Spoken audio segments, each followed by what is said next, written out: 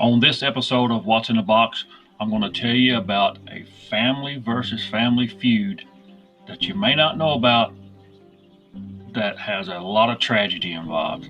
So stick around and learn this fascinating story. Visit thecryptocrew.com, your number one source for cryptozoology and paranormal research. That's thecryptocrew.com. The Crypto Crew is a research group led by Thomas Marcum that investigates and documents things like Bigfoot, UFOs, ghosts, and just general weird things. They've won several awards. Check out the website today. That's thecryptocrew.com.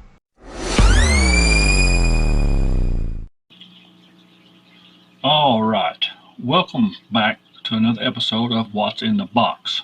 Before I dig into this amazing story about this feud, I would like to welcome a new sponsor to the show. Excuse me. It's a new streaming service called Blackstar TV. They have everything from classic TV shows and films to the more modern cutting edge titles.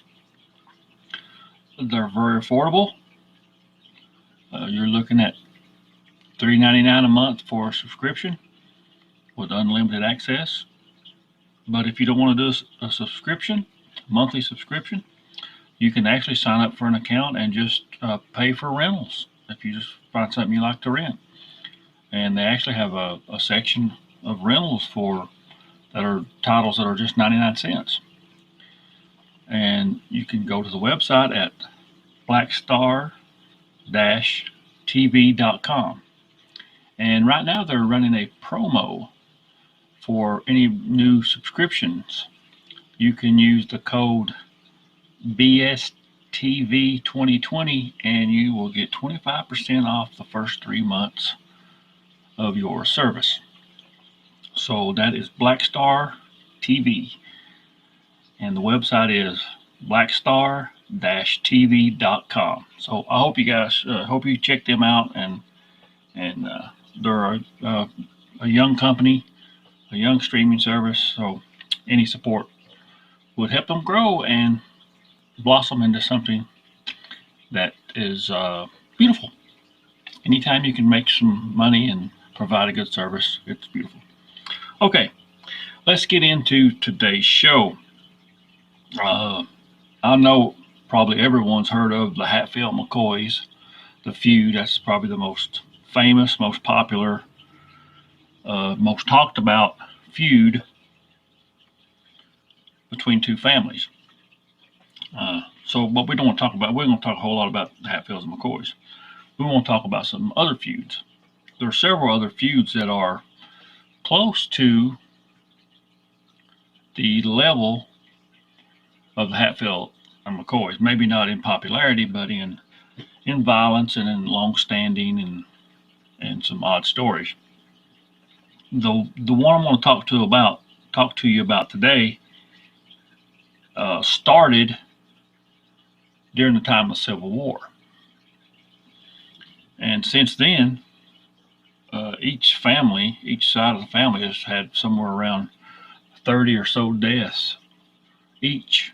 So we're talking about over 60 some people, or roughly 60 people that have been terminated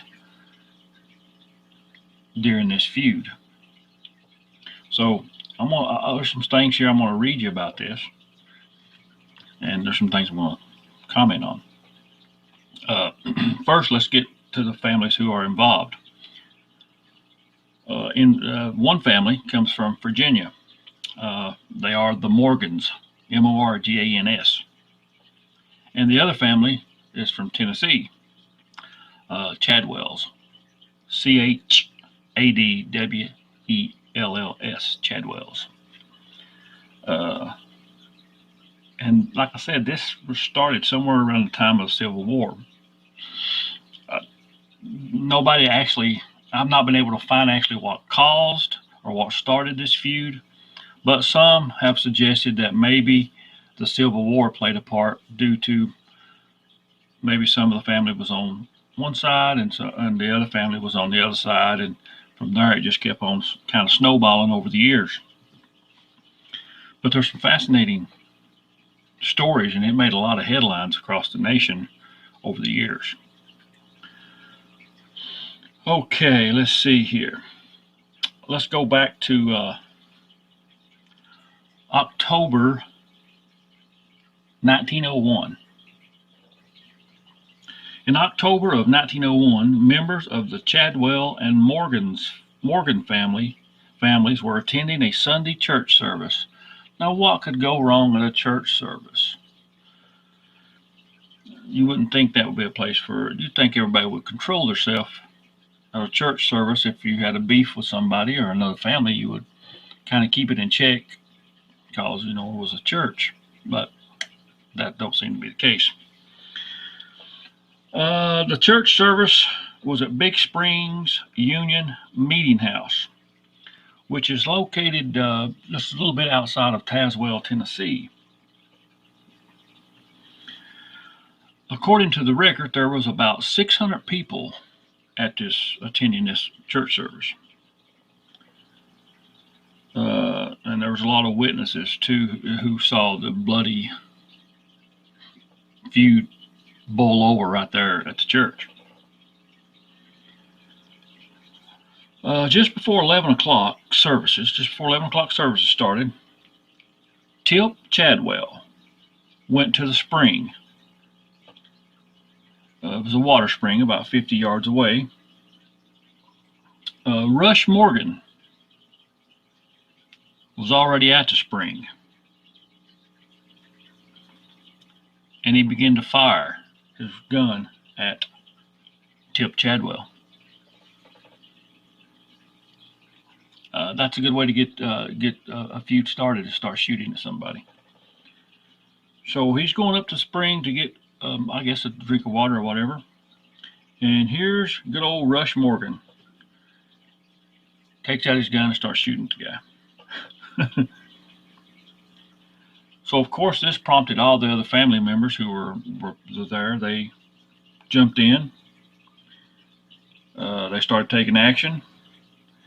And according to the newspaper article and what I've researched, this gun battle lasted over 30 minutes, or roughly 30 minutes, maybe a little longer.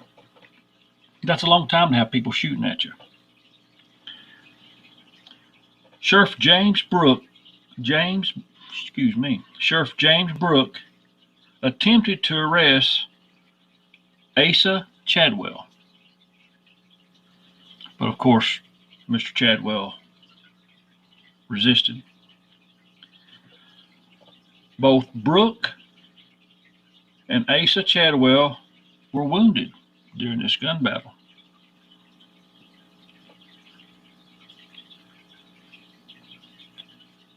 The battle ended with 4 initially dead and 5 more wounded. Tip and James Chadwell and Rush and Henry Morgan lost their lives during this gun battle.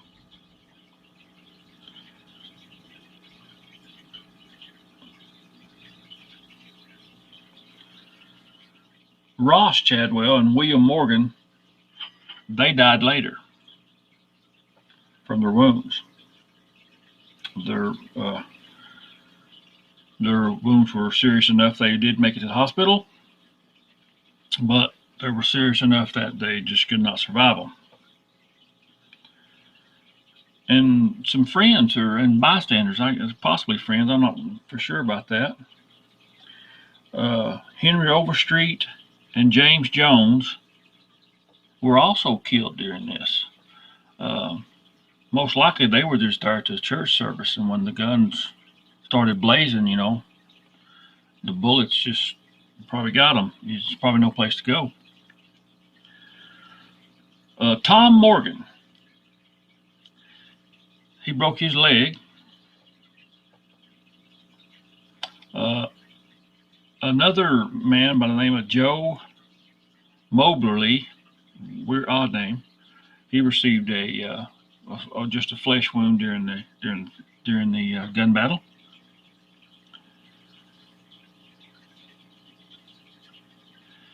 And from my understanding is that the feud had kind of died down before this meeting at the church service. And once all this happened, of course, the feud was reignited. There was a fresh desire to wipe each other out. And I guess having people shoot at you and kill some of your family, that would kind of get you upset.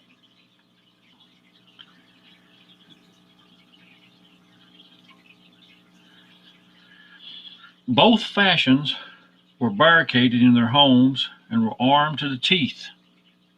This is after the church incident. Two members of each faction came to the Cumberland Gap and got ammo for their guns. This was reported in the newspaper. So after the gun battle at the church, the remaining people go home. They barricade themselves in. They each send family members to stock up on ammunition because I guess they both fear that they're going to be attacked. Now, all this made the newspaper, of course. It was carried nationally, I'm sure. I know like the Knoxville newspaper carried it, and the Millsboro Daily newspaper carried it.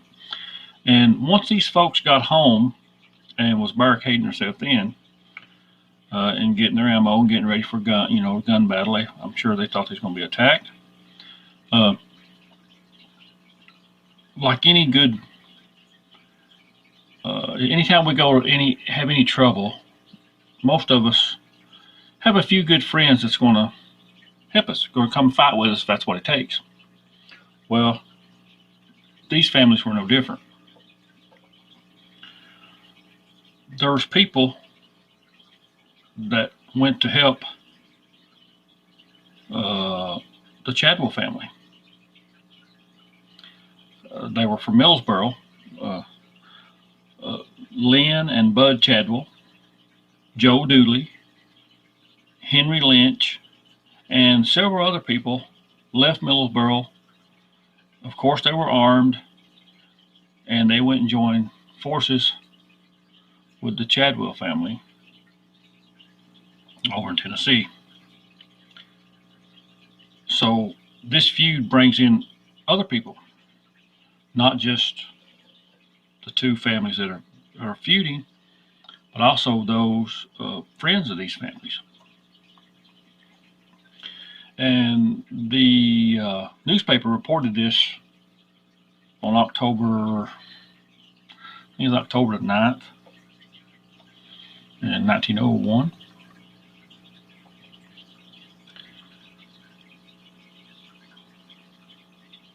On October, let's not get ahead of my story here, or ahead of the story.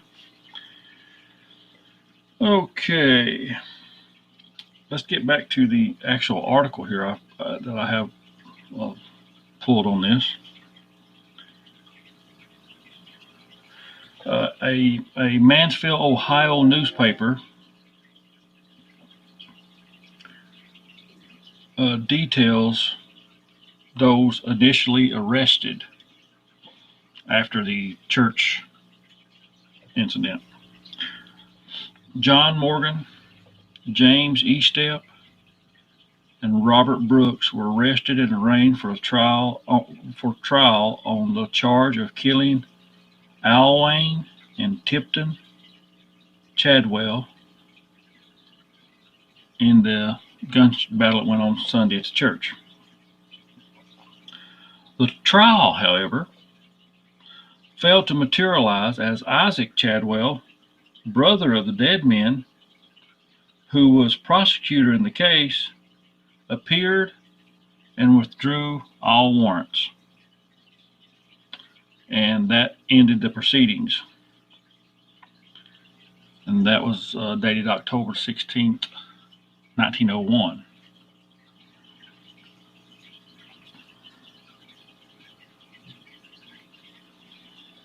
there was also some more trouble that followed these families around a little bit at another location. Frank Davis, Buck Chadwell, E. Step Morgan, and Richard Davis had a a fight or argument at a dance hall. And there was a battle there as well. 50 shots were fired. Morgan and Dick Davis mortally wounded Buck Chadwell. No, let's just clarify that. Frank Davis was killed. Morgan and Dick Davis mortally wounded, and Chadwell, which would be Buck Chadwell, was slightly wounded. That's what the newspaper article said. This is actually before the church shooting. This was back in December of 1900. So while the feud was kind of been an ongoing thing, and it had kind of settled down, there was this incident at a dance hall that kind of got everything stirred back up. And then roughly a year later is when the church incident happened, and that didn't turn out good.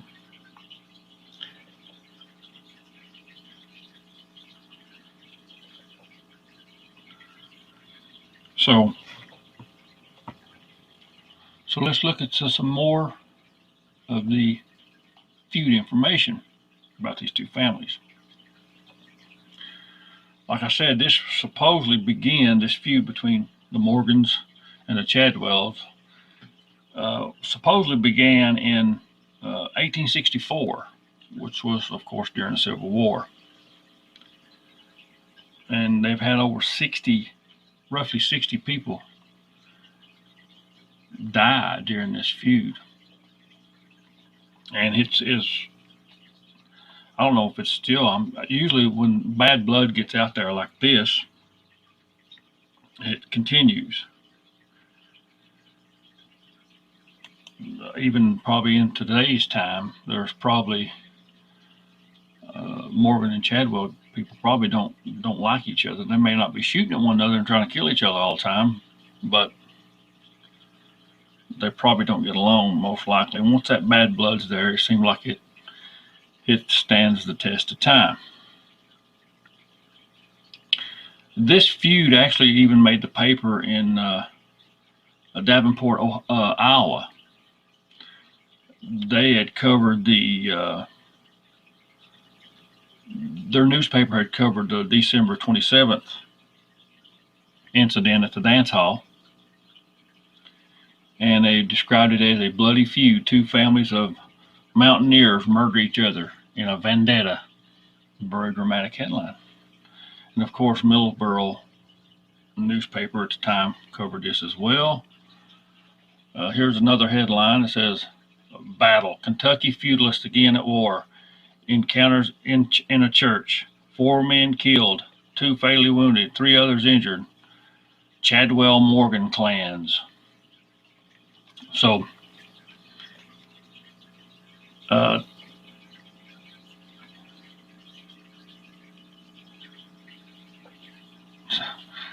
funny. I was reading this newspaper article and I found a typo, but that's okay. That's oh well. When you do some of the things I do, you see things like that, I guess. But what a fight this was. I mean, to last that long, to have 60 murders at least, and I've not found anything where anybody was actually jailed for this, or I've seen where a few was arrested, but like we say, the charges were dropped. So if the charges are dropped and there's nobody ends up being charged with anything. So there's nobody that's really, I guess, held accountable. I guess maybe they think that the mountain justice will get them at some point. But I just wanted to share that little story with you. A little feud that's here, kind of a local thing. That's within our areas and in our boundaries, I guess. Another thing that this article really kind of hammers home is that there's really no clear reason how this feud started, but we assume that it had been during the Civil War, that possibly you had one on the south, one on the north, and that kind of led to it. But now, and here in this area, in southeast Kentucky area, there's some other feuds. And maybe I'll get over into them on another episode. But the Turner-Howard feud in Harlan is one that was particularly bloody as well. And maybe I can get some notes together on that and we can talk about that someday. But the Chadwell-Morgan feud is actually a pretty good one too, especially it spanned so long. And I guess it just kind of goes back to a heritage thing around here to some way, in some degrees, because most of the time people that live in this area, we kind of want to take care of our own, take care of ourselves. Like here where I live, if I called the police or an ambulance, I'm probably looking at 30 minutes, maybe longer before they come, if they come. The ambulance would come, but sometimes we call the police and they don't show up.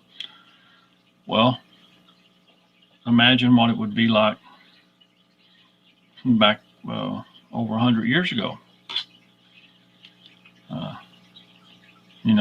There wasn't no dial 911.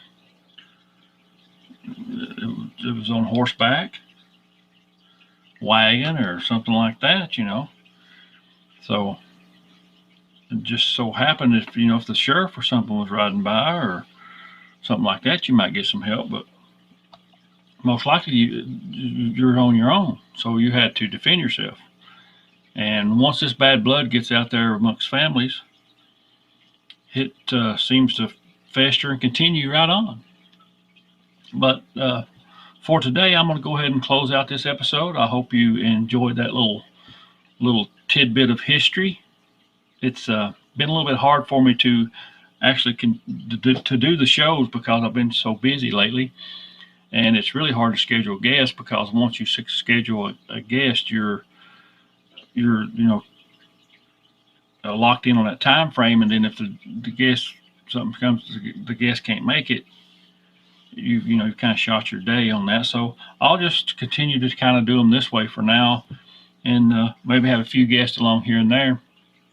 But I got some other shows ideas I'm going to do later that's maybe historical or crime related or something like that. Which history, I enjoy history and crime, and a lot of times our history is getting away from us.